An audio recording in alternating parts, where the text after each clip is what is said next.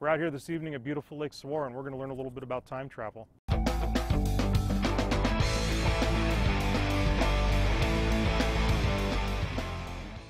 We are surrounded by items that move so slowly that we cannot detect that movement with our human eye.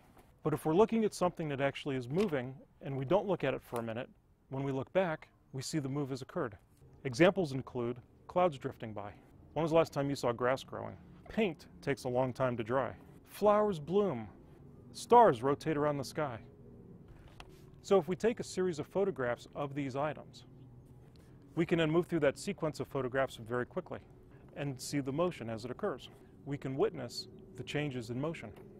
Today, I'm going to teach you how to capture time-lapse photography. We're going to have a beautiful sunset here in just a few minutes.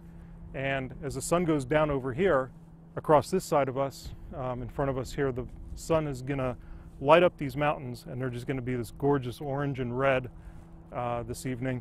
And the moon is going to be popping up, almost a full moon, because the full moon's about 3 hours after moonrise this evening, is the official full moon. So this is going to be a beautiful, perfect time to do this.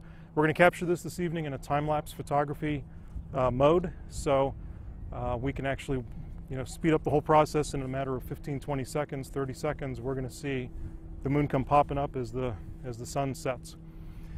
So in order to configure our DSLR camera, we need to do a couple things.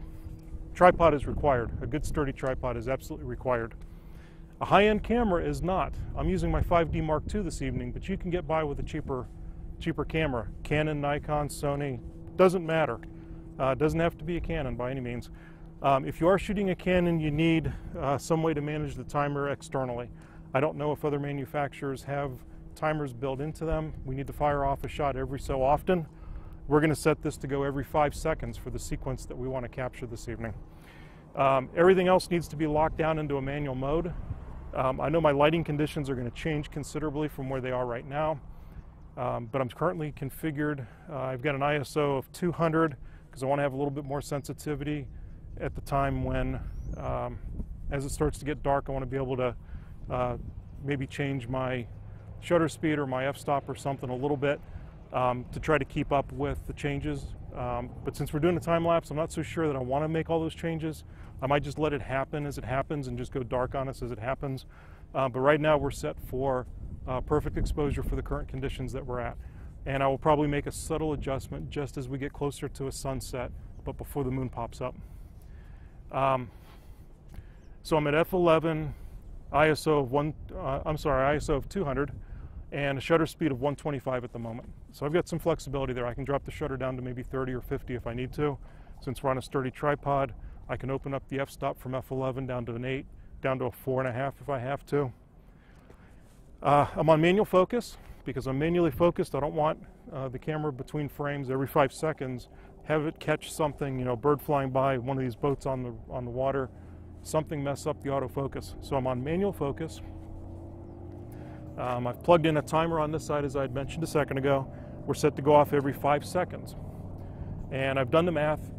If you want a spreadsheet that makes all this very easy for you to figure out how long of a sequence you're going to be recording in real time, how long your video clip is going to be finished when you're done, how many seconds between each frame that you need to capture, and number of frames per second that you're going to be playing back based on your editing software. If you plug in any 3 of those 4 variables into a spreadsheet that I've created, it'll calculate the 4th variable for you. So if you click on a link below, you can grab your own free copy of that spreadsheet. I'm giving those away because I want you to be able to do this and not have to fret over the math. I don't want to take you through a lot of difficult calculations at the moment. So complicated calculations, complicated to say. So we're about ready to get started here. I am going to get a couple test shots and just make sure that, see how things are looking. I'm still framed up good, I'm still at full exposure, and there's my first test shot.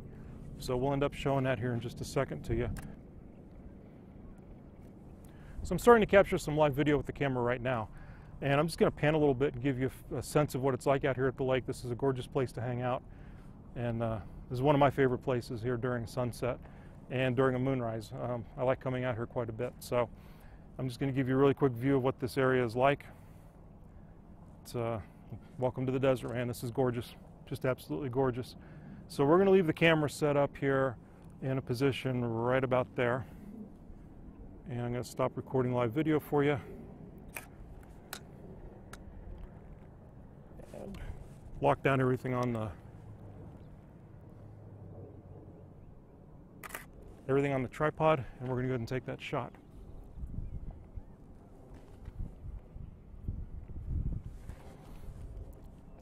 So let's everything's configured and ready to go.